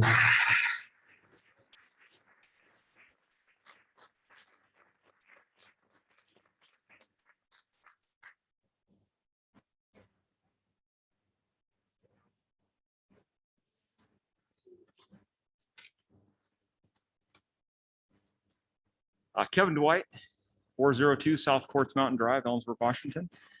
I'm the current co-president of the Ellensburg Education Association. Some of you I have yet to meet. Thank you for your service. Volunteerism is not easy. With volunteerism, however, comes that sense of leadership. And I think one of the things that I would ask is for each of you in a leadership position in the community around education, think about what it means to be a leader: grace, compassion, and taking the time to hear those voices regardless of when they're heard. I had a number of other things I wanted to share, but I think my coworkers and community members have said it very well. But I would ask you to think of one thing. Rhetorical question, since it's set up to not respond. If budgets are a statement of values, what do we value as a community? How do our budgets reflect those values? Thank you. Thank you.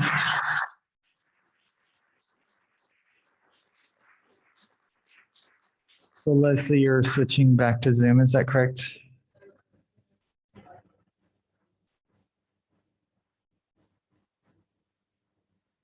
Okay. You said Kate Dowdy. Okay, so Kate, just please be ready to unmute. Kate Dowdy. I'm at 210 South Pearl Street in Ellensburg. I wanted to echo some of the sentiments that have been shared by my former teachers and my classmate. I'm graduating class of 2012. I was lucky to have Kathy Day as both an English teacher, but when she moved into the library position my senior year of high school, the resources that she was sharing with us and the education that I received from her was invaluable and has allowed me to move forward both in my university career and in my current career now. And in middle school, while I am the child of Mr. Dowdy, and so there is a certain level of bias there, being the child of an educator, they are your parent and they are also your teacher. And the lessons that Mr. Dowdy, my dad, gave us while we were in middle school to express ourselves, to pursue art and to pursue learning from our true selves has not only been felt by me, but by many of my peers that have reached out to me and that I've been communicating around this. Everyone says the same thing, that Ms. Day and Mr. Dowdy make the library. It's not about what the space is, it's about what they bring to the space. Thank you.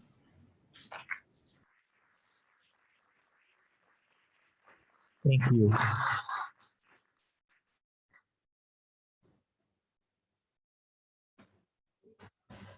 Okay, so Jen Hoyt.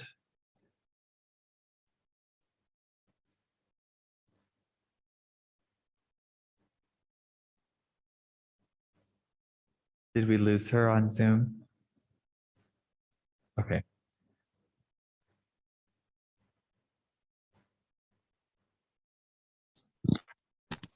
Hi, can you hear me? We can. You have 3 minutes. Great, thank you so much. I just wanted to echo what everybody else is saying, and I know. Jen, sorry, can you identify your full name and address? Oh, of course. Jennifer Hoyt, 2206 East Mount Daniels Drive in Ellensburg. I wanted to echo what everybody is saying, but I also wanted to call out that, yes, it's not just the library, but it's the librarian, and not only for mental health reasons, but also critical thinking and research and the ability to learn how to go through that process as a young person. So I wanted to say that it's not just the materials that are provided there, but it's the person. And I agree that those people should not only be reimbursed for their education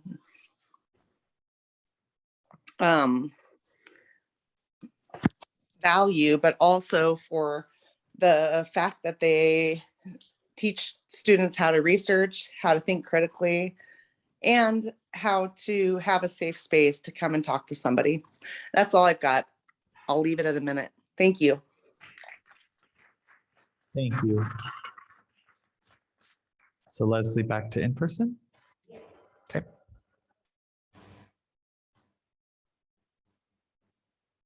I'll take it. I'll take it.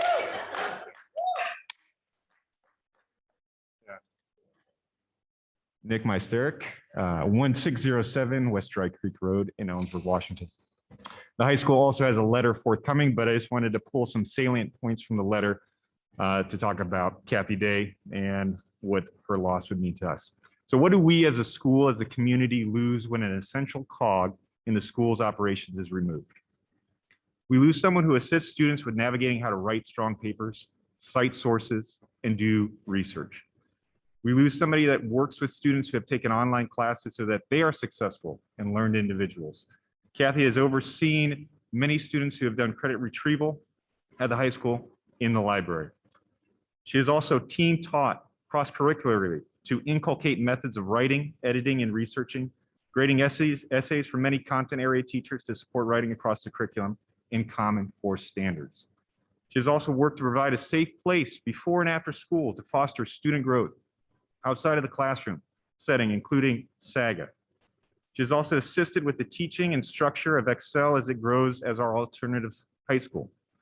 During the pandemic, she also taught a 1.2, that means a full load plus an extra class of English to lighten the load of other English teachers and to help bridge the success from in-person to virtual and back.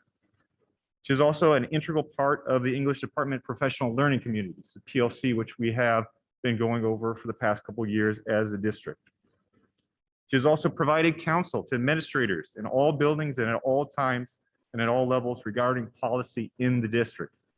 And finally, helping students foster a love of reading that allows them to make connections to themselves, to their friends, to their family, to community, and to the world at large. And this is, I think, the most important point. A librarian does more than just check out books to students. Student success is reliant on having these supports in place. Students come to her knowing that they can get help, and many students have graduated, and I quote, prepared for life's opportunities, unquote, because of her time, her care, and her compassion as an instructor. Although we respect management rights, no EHS teachers were asked for feedback or input regarding this cut of this position, nor were we asked to provide crucial qualitative data, which would have more accurately reflected Kathy's irreplaceable value to our students, a value that cannot be replaced by a classified staff and/or administrator. Please rethink this cut, as its immediate and long-term effects will be detrimental to student success and growth, what we at Ellensburg School District pride ourselves on. Thank you. Thank you.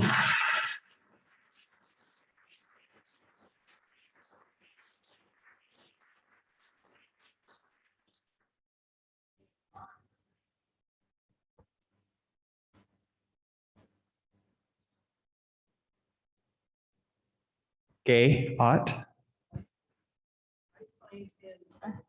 Okay, no worries. Thank you for clarifying. All right, we'll go to the next person.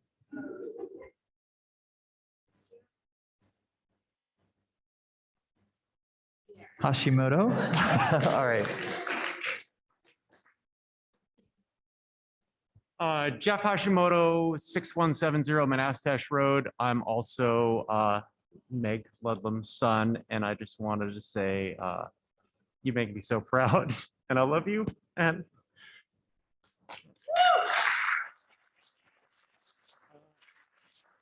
I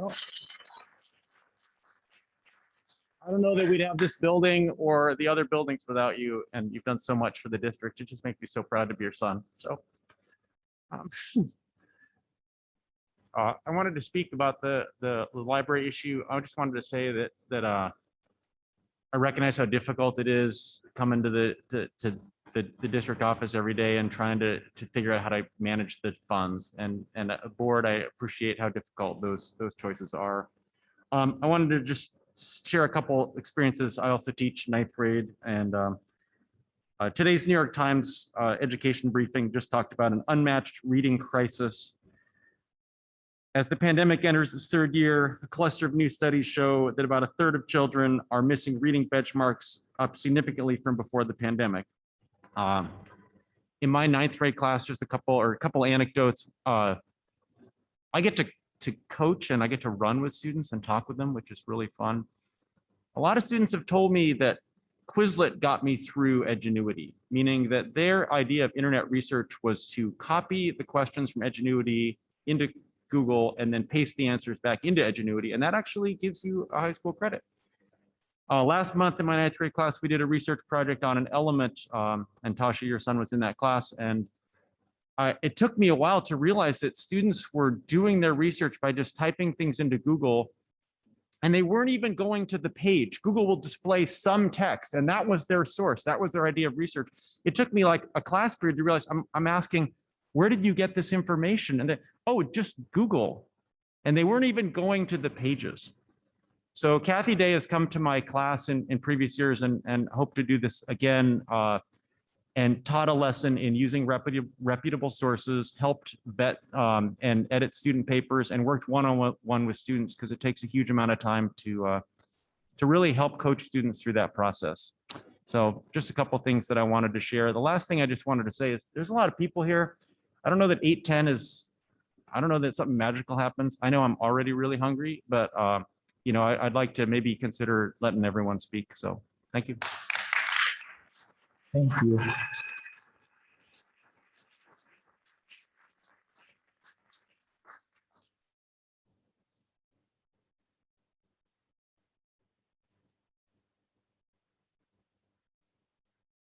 Hi, my name is Heather Stuman. I live at 2314 North McIntosh Street here in Ellensburg. I normally have something written out because I'm not a very eloquent public speaker, but I would just like to speak to two things that I heard tonight. Firstly, the comments about Facebook and things that have been floating around Facebook. I did see some comments on Facebook about the librarian positions. And what I saw was people talking about the truth, which is that our librarians are being cut, their positions are being cut. And I also saw our librarians come out and say, hey, we still have a job. We still get to go into a classroom. We still get to do what we're going to do. But the essential role of the librarian is changing. And of course, as in a modern society, in a digital world, Facebook is one way that news comes out. Fake news too, but what I saw was real information. And the people being affected speaking very eloquently about what the truth of what the nature of what was happening truly is. So that was the first thing. The second thing I would like to speak to is when Ginger was giving her budget presentation, she spoke of looking at the entire system and cuts being made across the entire system. And I guess I wonder about that, because back in 1819, when I was working with salary schedules, we had 212 point something FTE teachers. We are already down this year to 206 point something FTE as teachers. So we've already lost a number of certificated staff through attrition, retirement, so on and so forth. And I know that there's more retirements coming, more things coming. So that number is going to keep getting smaller. I know that a number of classified positions have also been affected. And yet what I have seen at the administration level is administrative staff continue to grow and grow and grow. And I'm not going to stand here and throw out numbers about how much Ginger makes, or Kelly makes, or anyone else makes, but I certainly could. And I think we have to look actually at all of the systems and across the whole system, not just at CERT staff, not just at classified staff, but how about we actually look at the whole entire system and see where we can make some reductions. Thank you.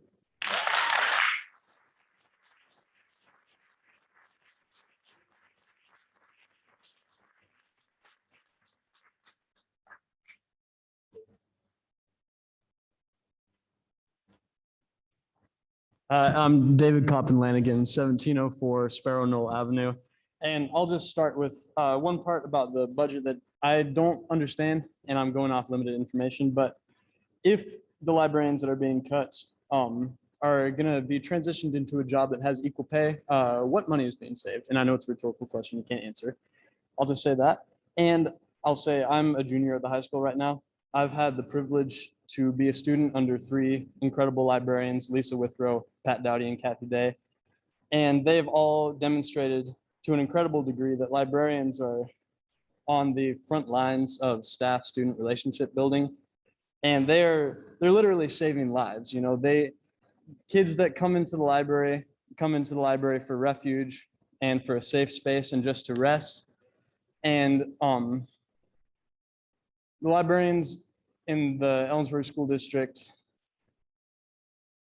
they provide that, and they're just great. It takes time to build those relationships. It takes time to make kids feel safe. It takes time to, take these kids who are from broken houses or not, in bad situations or not, or in crisis or not, and to build relationships with them and build trust with them and provide a meaningful experience in learning and provide a meaningful experience just in life and mentorship. And when you get rid of these folks and replace them, it collapses that. It has to, and I have no doubt that whatever aides would be put in place would do an incredible job, but you start all over again. And, there's no replacement for time and for trust and relationships built over time. And that's all, I suppose.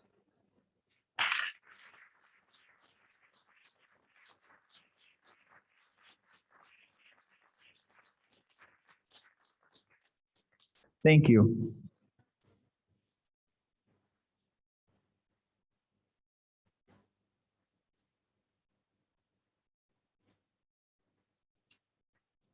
Good evening, Josephine Camarillo, 802 South Douglas Street. In correspondence with the Washington Library Association board members and lobbyists, they shared a couple of words that I'm saying on their behalf. There is no evidence that librarian positions are restored when budgets are restored. With a new vision of libraries as technology centers that include instruction in media, information literacy, and digital citizenship, who will be teaching students these skills? It should be certified teacher librarians. You can't recast the library as a technology hub, which it probably already serves as, and cut people trained to create the space. If no one is tasked with teaching those skills, they won't get taught. Teacher librarians exist to teach these types of skills. Saying students will still have access to the books without librarians is kind of like saying students will still have access to textbooks without teachers. It shows a concerning lack of true understanding of the role of a teacher librarian as instructional partners. Pick up any middle school grade or YA novel set in a school, and there is a very high chance that a school librarian will make an appearance in the book. Why? Because we matter to kids, especially to kids who feel like they don't fit in. We are the ones who quietly slide kids' books that will help them make sense of the world around them and the struggles they are having. We make students feel seen and valued. Countless middle school and YA authors talk about how their school librarians connected them with books and created safe places for them. And lastly, just a reminder from Carolyn Logue, our Washington Library Association lobbyist, that the basic education goals that districts must follow according to RCW 28A 150.21, the goals of each school district with the involvement of parents and community members shall be to provide opportunities for every student to develop the knowledge and skills essential to think analytically, logically, and creatively, and to integrate technology, literacy, and fluency, as well as different experiences and knowledge to form reasoned judgments and solve problems. And that is what our certified teacher librarians do. Thank you. Thank you. So Leslie, we're switching back over to Zoom. Okay. Okay.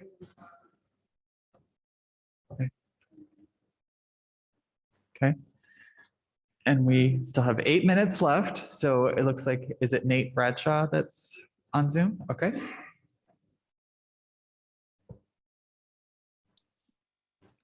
Hi, can you hear me? Yes, go ahead. You have 3 minutes. Hi, this is Leanne Bradshaw, 6011 Hanston Road in Ellensburg.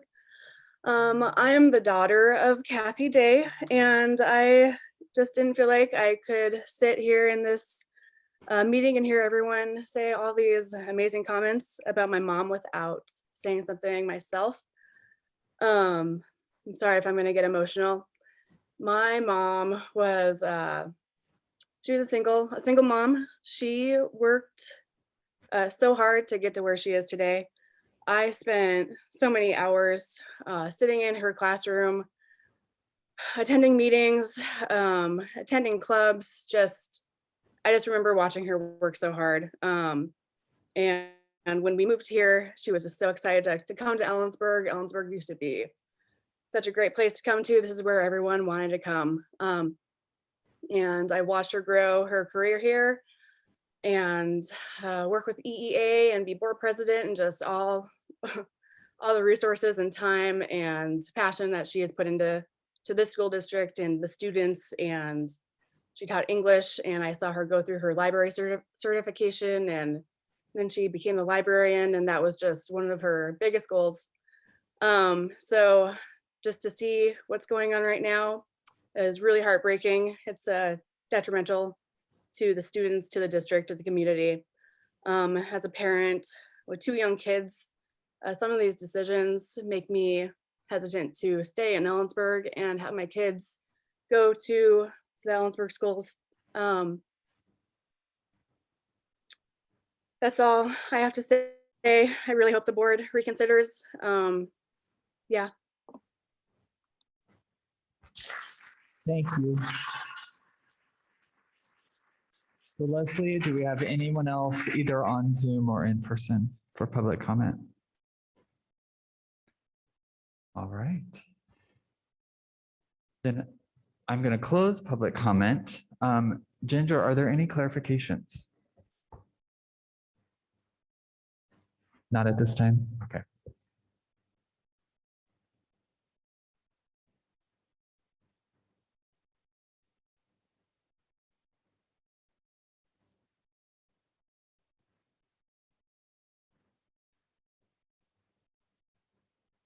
All right, board. So for new business, all we have is proposed items for future consideration.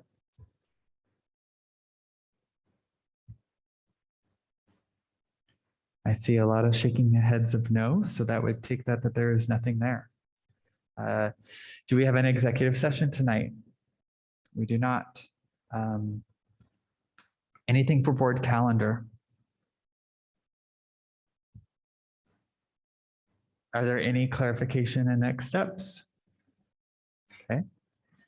I know I have some documents to sign that I need to go into for. Otherwise, that is it. We are to adjournment. I would entertain a motion.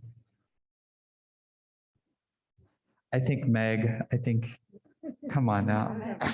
Oh, you don't have, here, take mine. I move that we adjourn. I second. All right. Thank you, Meg, and thank you, Jonathan, for your second. This meeting is now adjourned. And again, thank you, community, for coming and speaking tonight. The board really appreciates hearing from our community about your concerns. So thank you.